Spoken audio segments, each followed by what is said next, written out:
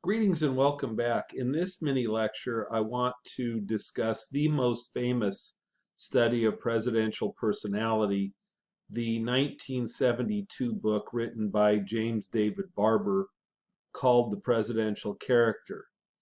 To me, the thing that makes this study so interesting on kind of a personal level is that Barber made a very straightforward claim that certain types of personality types are better suited to be president than others. And I think that that's true. I'm not sure that it's true in very many occupations. For example, in the teaching profession, I have seen people be incredibly successful with various personality types. I've seen the entertainers, the people that just light up the room with their storytelling that I enjoyed. In fact, I believe that I'm kind of a combination of probably six people who I took classes from. But I also remember a very kind of quiet, low key, very cerebral professor who seemed like they were always having a conversation with us. I went to this professor's office hours probably every week or almost every week.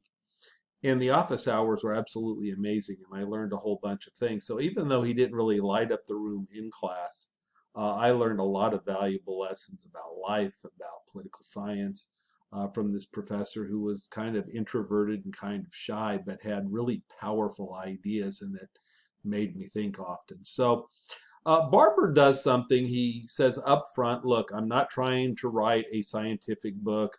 I am trying to write a very straightforward book, basically as an advice manual for voters. I believe certain types of people are better suited to be president than others, and I want voters to elect those people. He said, I'm going to simplify things because we as people have a lot of different things that make us tick. But I'm going to look at just two to simplify things. So the two variables that Barber looked at were activity level. So are they active or passive? And here, active and passive both physically and mentally. So I mentioned this earlier, right? That Lyndon Johnson was incredibly active, 80, 90 hours or more, right? And I told you that Calvin Coolidge would sleep 10, 11 hours a night, take one nap, sometimes two, and then recline for an hour after dinner. He's incredibly passive. But by activity level, Barber meant more than just being on the job. He meant this notion, right, that we talked about earlier.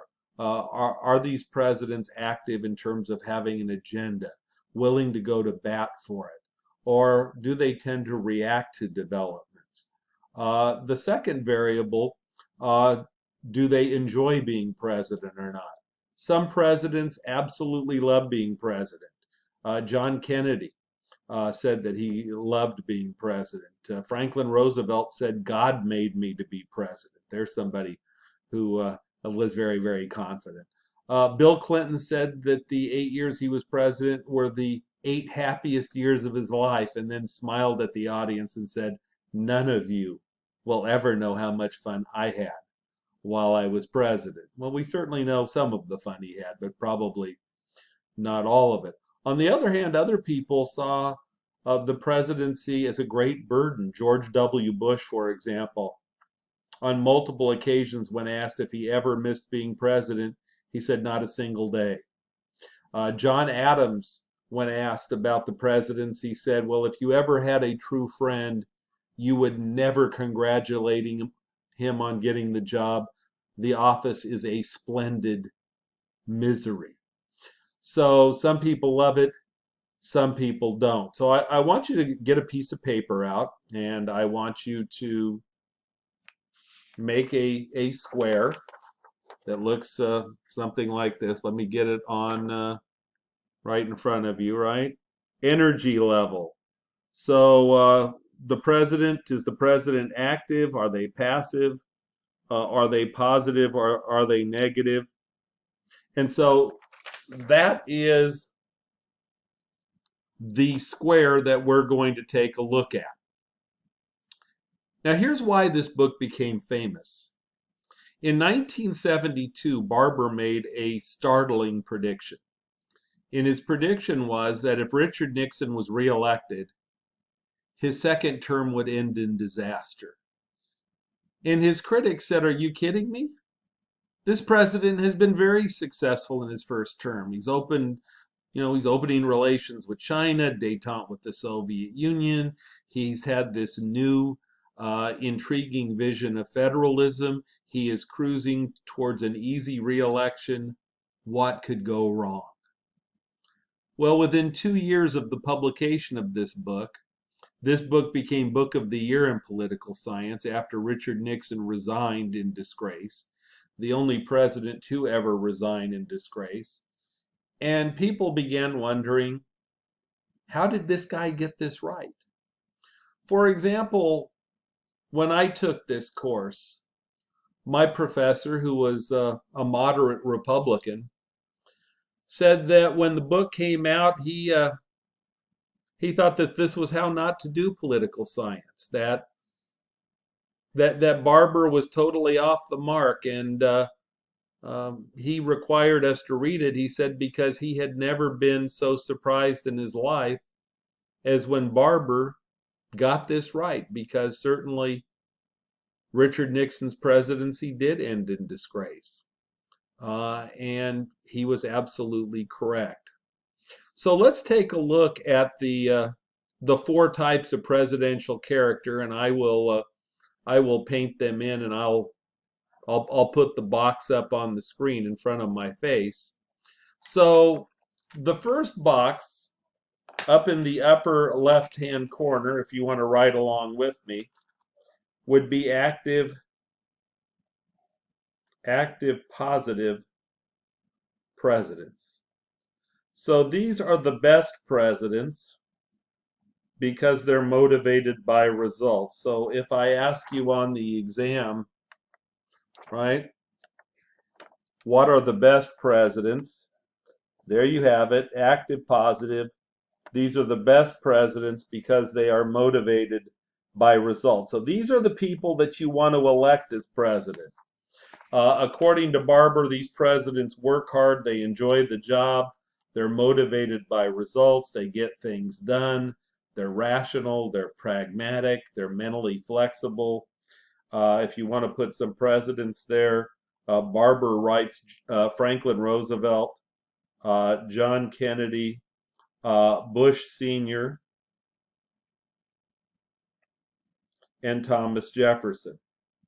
Obviously, if you would prefer more Republicans, another example of an active positive would be Teddy Roosevelt, for example. I think would also be an excellent example. So, according to Barber, the active positives, this is your best chance at success. Now, Barber says you don't have to be active positive to be successful. When I go through some of these other boxes, I'm going to point out presidents that are very well liked. They're very distinguished. Mount Rushmore does not only have active positives, but if you get an active positive, you're going to get success. Now, the problem with active presidents is that while your active presidents are best, and I'm writing the second one as we speak, so the box right below it would say active negative. These are the worst presidents because they're motivated by power. According to Barber, these presidents usually work even harder than active positives, but their tremendous negative energy is distorted from within. So these would be people like Richard Nixon, Lyndon Johnson, and John Adams. So if you want to take a look at the second box, right, it looks like this. So the problem is that in life, the toughest thing to determine are people's motivations. It's pretty easy to determine if the person is active or passive. It's pretty easy to look at what they've done or what they've left undone, but the reasons for it are very, very difficult. So, trying to determine whether a person is motivated by results, by getting things done, by having a legislative agenda and fighting for it, versus trying to just engage in personal pursuit, personal ambition, personal aggrandizement, is very, very difficult. The other side is a little bit safer. If in the upper right-hand corner, write passive positive. These are presidents that are motivated by love or affection. They tend to be agreeable, cooperative, non-assertive types that are often easily swayed by friends. These would be people like William Howard Taft, Ronald Reagan. Some would say Bill Clinton here. Certainly James Madison would be an example of this.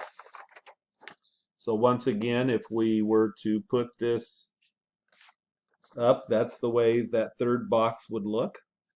And then finally, the last one is probably the most difficult, the passive negatives, because the passive negatives don't really work very hard while they are president, and they don't really want to be president. And so the obvious question is, well, wait a minute, if these people don't really want to be president, and then once they're president, they don't work particularly hard in it, then why are they president? And the answer is they're motivated by civic duty.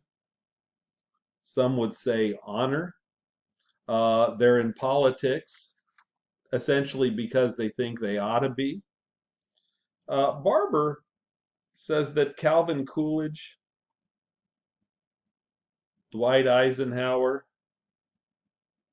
and George Washington are examples. And here is another example of you don't have to be active positive to be a great president, because certainly George Washington, for some people, they think he's our greatest president or our second greatest president. Certainly, I told you guys that I believe that there are three presidents that stand out as the three greatest presidents of all time. And you can put them in whatever order you want, but to me, George Washington, Abraham Lincoln, who's my personal favorite, and Franklin Roosevelt stand out, and they have three very different personalities. Franklin Roosevelt is an active positive. George Washington is a passive negative. And Abraham Lincoln's a tough one uh, because certainly his behavior in many ways looks like an active negative. Your book points out this man did some illegal things. He suspended habeas corpus, for example. He blockaded the South without congressional authorization. There were many times where he took it alone and went against his whole cabinet, for example. I gave you his quote earlier in the semester when Abraham Lincoln said, "Sometimes during a national emergency, it's necessary to amputate a limb to save the body." Most people, however, would say that Lincoln was motivated by results, that he had a noble goal, that he wanted to save the Union. And therefore, even though Lincoln's personality was kind of negative or dour or serious or however you want to put it, that he was uh, active positive in terms of seeking results. You've got to remember that Abraham Lincoln faced tremendous horror throughout the Civil War. Not only did more Americans die in the Civil War than any other war we've been involved in, but he also lost three children uh, due to the Civil War, and that the death of his children, and of course, you know, after Lincoln was assassinated, you know, his wife uh, ended up having a complete emotional breakdown. So to me, the Barber scheme is interesting. I do think there are certain types of personalities that are better suited to be president. It does make sense to me that the active positives are probably most likely to be successful. But many people think that Ronald Reagan and Bill Clinton were good. and they were passive positives.